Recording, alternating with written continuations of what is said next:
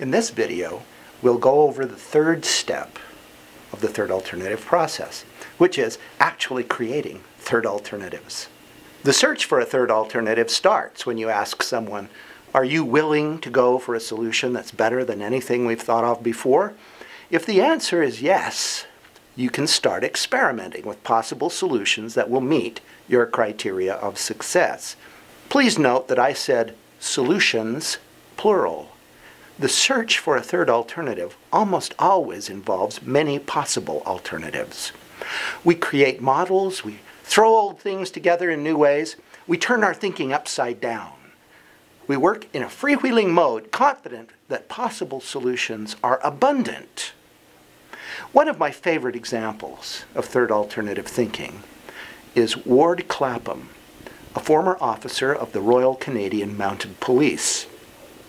The world of a police officer is a classic two-alternative world, divided into good guys and bad guys.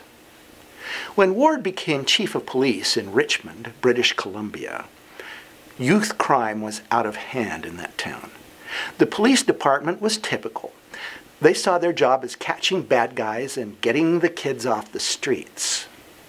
But Ward Clapham was looking for third alternatives. One day he asked himself, we spend most of our time catching kids doing something wrong. What if it were the other way around? What would happen if we were to catch kids doing something right? We give them tickets for breaking the law. What if we gave them tickets for upholding the law, for doing something helpful? Thus was born the idea of positive ticketing.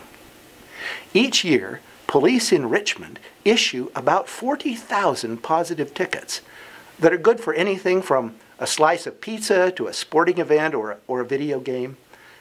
They give these tickets to kids they find doing something good, like wearing a helmet while riding a motorbike, or waiting for the light to change at the crosswalk, or coming out of the library with a book. Now, says Ward Clapham, the kids run to us instead of running away from us.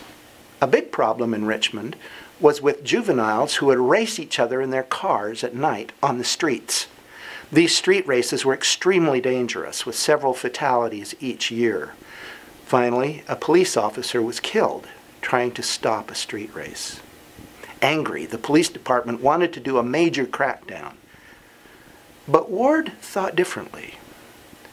The real job to be done, he realized, was not to lock up kids for street racing, but to convince them to stop street racing in the first place.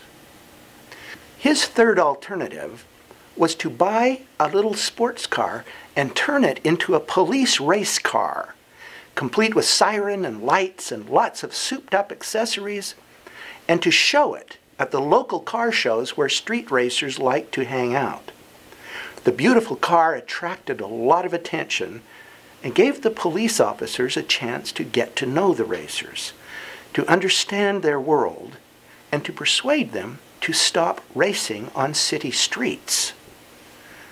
Now, since Ward started this campaign, there has not been a single street racing fatality in his city.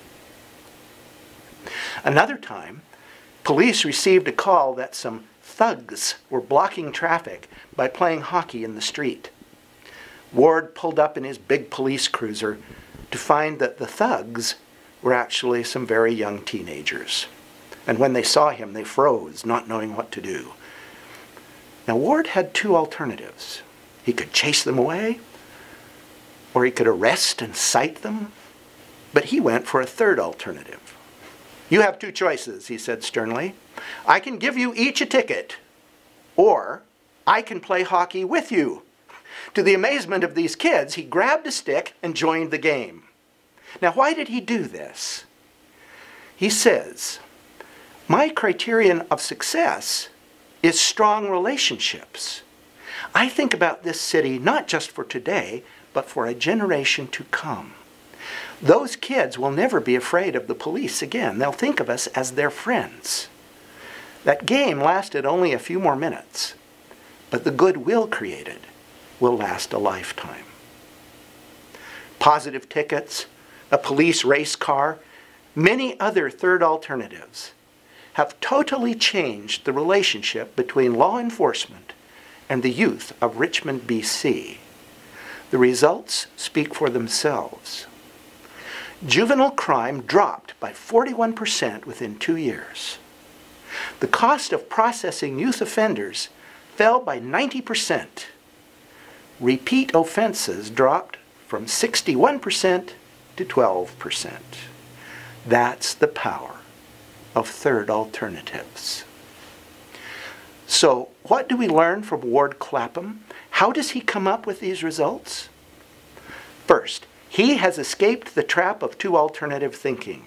He's neither soft on crime, nor does he have to prove he is tough. He is beyond both. He is willing to look for something better.